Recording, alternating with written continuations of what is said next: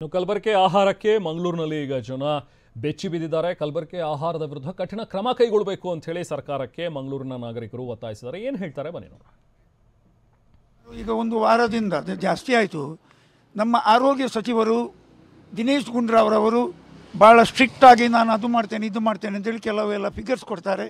ನಿನ್ನೆ 280 ಏನೋ ಬಾಟ್ಲಿ ನಮ್ಮ ಕುಡಿಯುವ ನೀರು ಬಿಸ್ಲೇರಿ ಥರ, ಅದರಲ್ಲಿ 85 ಬಾಟ್ಲಿಗಳು ಕಂಪೆನಿಯ ಬಾಟ್ಲಿ ಅದು ಕಲಬೆರಕೆಯಿಂದ ಕೂಡಿದೆ, ಮನುಷ್ಯನ ಆರೋಗ್ಯಕ್ಕೆ ಡೇಂಜರ್ ಅಂತೇಳಿ ಹೇಳಿದ್ದಾರೆ. ಈಗ ನಾನೇನು ಹೇಳೋದು ಹೇಳಿದ್ದಾರೆ, ಹಣ್ಣು ಹಂಪಲಿನ ಮೇಲೆ ಇಂಜೆಕ್ಷನ್ ಕೊಡೋದು, ಸ್ಪ್ರೇ ಮಾಡೋದು, ಮೀನಿಗೆ ಎಲ್ಲ ಹಾಕ್ತಾರೆ ಅಂತೇಳಿ, ಇದೆಲ್ಲ ವಿದೇಶದಲ್ಲಿ ಆದರೆ ನನ್ನ ಅಂದಾಜು ಪ್ರಕಾರ ಯಾವನು ನಮ್ಮ ಈ ಅಪರಾಧ ಮಾಡ್ತಾನೆ ಅವನಿಗೆ ಒಂದು ಮಿನಿಮಮ್ ಒಂದು 25 ವರ್ಷ ಜೈಲು. ಇಲ್ಲಿ 25 ಗಂಟೆ ಒಳಗೆ ಆ ಕಾರ್ಖಾನೆ ಓಪನ್ ಆಗ್ತದೆ, ಆ ಫ್ಯಾಕ್ಟ್ರಿ ಆಗ್ತದೆ, ಪರಿಣಾಮ ಆಗ್ತದೆ. ಅದಕ್ಕೆ ಗೌರ್ಮೆಂಟ್ ಸ್ಟ್ರಿಕ್ಟ್ ಆಗಬೇಕು. ಕರಪ್ಷನ್ ಇದ್ದಲ್ಲಿ ಇದು ಕಾಮನ್. ಈಗ ಫಾರಿನ್ ಕಂಟ್ರೀಸಲ್ಲಿ ಯಾಕೆ ಆಗೋದಿಲ್ಲ? ಫಾರಿನ್ ಕಂಟ್ರೀಸಲ್ಲಿ ಅದು ಮಾಡೋದೇ ಇಲ್ಲ.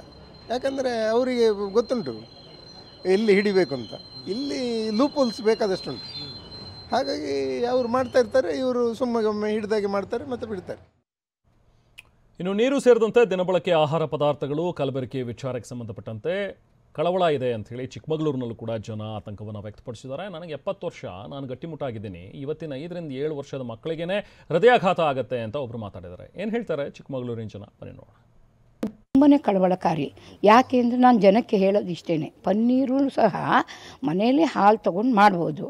ಸಾಧ್ಯವಾದಷ್ಟು ಜನ ನೀವು ಕಂಪನಿ ಮೊರೆ ಯಾವ ಕಂಪನಿ ನಾನು ಹೇಳಲ್ಲ, ಕಂಪನಿ ಮೊರೆ ಹೋಗದಲ್ಲೇ ಮನೆಯಲ್ಲೇ ಆ ಪನ್ನೀರು ಮತ್ತು ಇದನ್ನೆಲ್ಲ ನಾವು ಮಾಡ್ಕೊಳ್ಳೋಕ್ಕೆ ಚಾನ್ಸಸ್ ಇದೆ.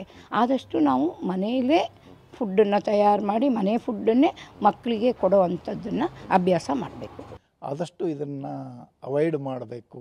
ಕಲಬೆರಕೆ ಆಗ್ತಾಯಿದೆ, ಇದನ್ನು ನಿಮ್ಮ ಮಾಧ್ಯಮದ ಮೂಲಕವೇ ಅವಾಯ್ಡ್ ಮಾಡಿದರೆ ತುಂಬ ಎಲ್ಲ ಜನಗಳಿಗೆ ಇವತ್ತಿನ ನಾಗರಿಕತೆ, ಇವತ್ತಿನ ಜೀವನ ಶೈಲಿಯಲ್ಲಿ ಸಾಕಷ್ಟು ಫುಡ್ಡಲ್ಲೂ ಅದೇ ರೀತಿ ಆಗ್ತಾಯಿದೆ. ತುಂಬ ಸಮಸ್ಯೆ ಆಗ್ಬೋದು ಮುಂದಿನ ಜೀವನ ಅಂತ ಇವತ್ತಿನ ಎಳೆ ಮಕ್ಕಳಿಗೆ